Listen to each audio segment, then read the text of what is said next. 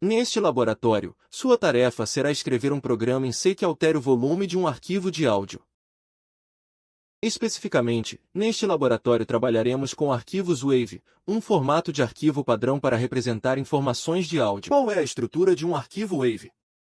Bem, como qualquer arquivo, esses arquivos consistem em bytes, e em particular em um arquivo WAV. Os primeiros 44 bytes desse arquivo são o cabeçalho desse arquivo WAV. Eles contêm informações sobre o arquivo que seu computador ou programas em seu computador pode precisar saber para ler, compreender e interpretar esse arquivo. Após o cabeçalho de 44 bytes, nossas amostras de áudio de 2 bytes. Muitas dessas amostras de 2 bytes de áudio repetidas consecutivamente, onde cada uma dessas amostras de 2 bytes representa o valor de alguma forma de onda de áudio em um determinado momento. Então, em última análise, o seu formato de arquivo consistirá em um cabeçalho de 144 bytes, seguido por muitas dessas duas amostras de bytes.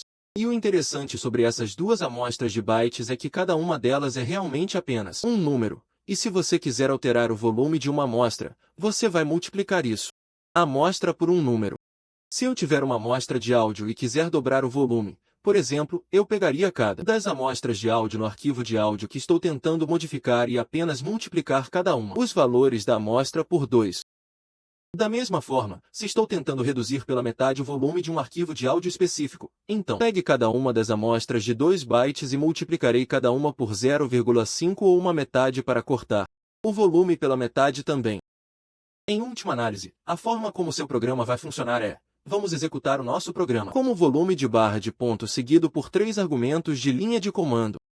O primeiro argumento da linha de comando é um arquivo WAV de entrada, algum arquivo que já existe representando o arquivo de áudio que vamos tentar modificar aqui. O próximo argumento da linha de comando é o nome de algum arquivo de saída, algum novo arquivo de áudio que nosso programa irá gerar e que terá o volume modificado. E finalmente, o último argumento da linha de comando deste programa será um número de ponto flutuante, representando o fator pelo qual alterar o volume do arquivo de áudio original. Neste caso, por exemplo, estamos usando um fator de 2,0 para significar que queremos dobrar o volume do arquivo de áudio. Mas se em vez disso tentássemos usar 0,5, por exemplo, como fator, estaríamos cortando o volume do arquivo de áudio pela metade. Então aqui está o que você precisará fazer neste laboratório para pegar o arquivo de entrada e gerar um novo arquivo de saída com o mesmo áudio. Mas apenas com a mudança de volume, você vai querer começar com o cabeçalho desse arquivo, já que o cabeçalho, os primeiros 44 bytes do arquivo, é a primeira coisa que você encontrará dentro do arquivo WAV de entrada. Inicialmente, você desejará ler o cabeçalho do arquivo de entrada, e então você desejará escrever exatamente o mesmo cabeçalho no arquivo de saída. Após a recuperação do cabeçalho, vem cada uma dessas duas amostras de bytes.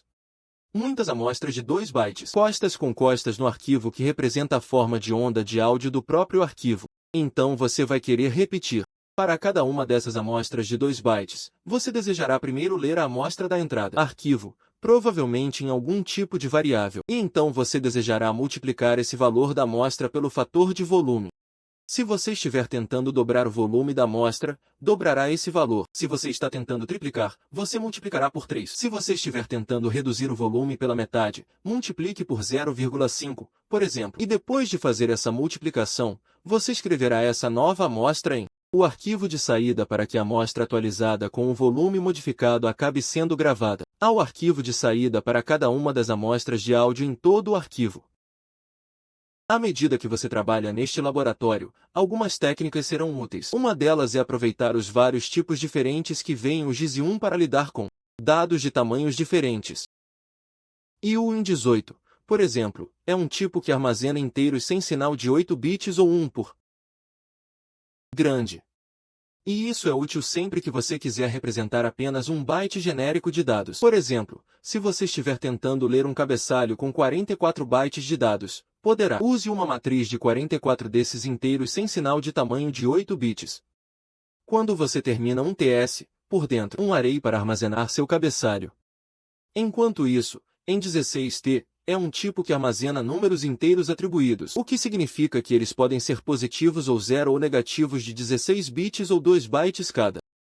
E, em última análise, esta é uma ótima opção de tipo para representar suas amostras. Como sabemos que cada amostra tem 2 bytes de tamanho, e em 16T é o tamanho perfeito para representar esse tipo de informação. A seguir, você também vai querer lidar com a leitura e gravação de arquivos. E para isso, essas duas funções provavelmente serão úteis. Ler e escrever. Fread irá ler um certo número de bytes de algum arquivo na memória dentro do seu computador. E da mesma forma, Fwrite pode gravar dados da memória do seu computador para um arquivo específico. E você provavelmente desejará consultar a documentação para cada uma dessas funções, Fread e Fwrite, para entender quais argumentos eles usam e em que ordem.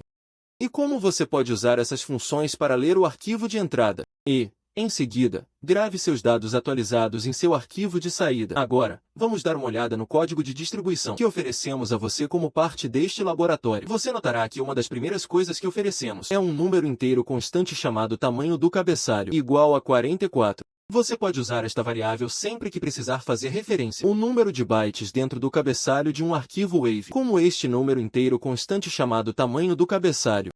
Dentro da função principal, já fizemos algum trabalho para você. Primeiro, verifique o número de argumentos da linha de comando para garantir que quando o usuário estiver executando este programa, eles estão fornecendo um arquivo de entrada no arquivo de saída, bem como algum fator para alterar o volume do arquivo de entrada.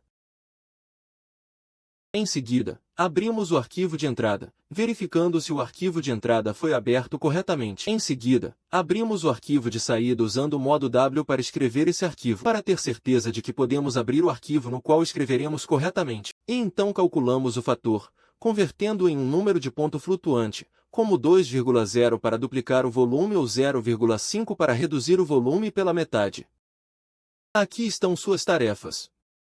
A primeira coisa que você deseja fazer é copiar o cabeçalho do arquivo de entrada para o arquivo de saída. Lembre-se de que você sabe que o cabeçalho sempre terá 44 bytes, então provavelmente você desejará usar Fread para ler 44 bytes do seu arquivo. E então F à direita para gravar 44 novos bytes no arquivo de saída. Então você vai querer passar por cada uma das amostras, provavelmente usando algum tipo de loop para percorrer o arquivo de entrada até chegar ao final do arquivo. E para cada uma dessas amostras de 2 bytes para lê-lo na memória, atualize o volume e, em seguida, grave essa amostra atualizada no arquivo de saída também. Você notará que fornecemos um arquivo de entrada de amostra, input.wave, que você pode ouvir apenas como uma amostra de áudio. E você pode executar seu programa de volume neste arquivo, passando um fator de 2,0 para dobrar o volume, ou algum outro fator para alterar o volume em um valor diferente. E então você poderá ouvir esse novo arquivo de saída e detectar que de fato tem o mesmo áudio, apenas com um volume diferente. Depois de concluir todas essas etapas, você deve então ter um programa que possa pegar qualquer arquivo Wave e alterar o volume por um fator específico. Meu nome é Brian, e isso era volume.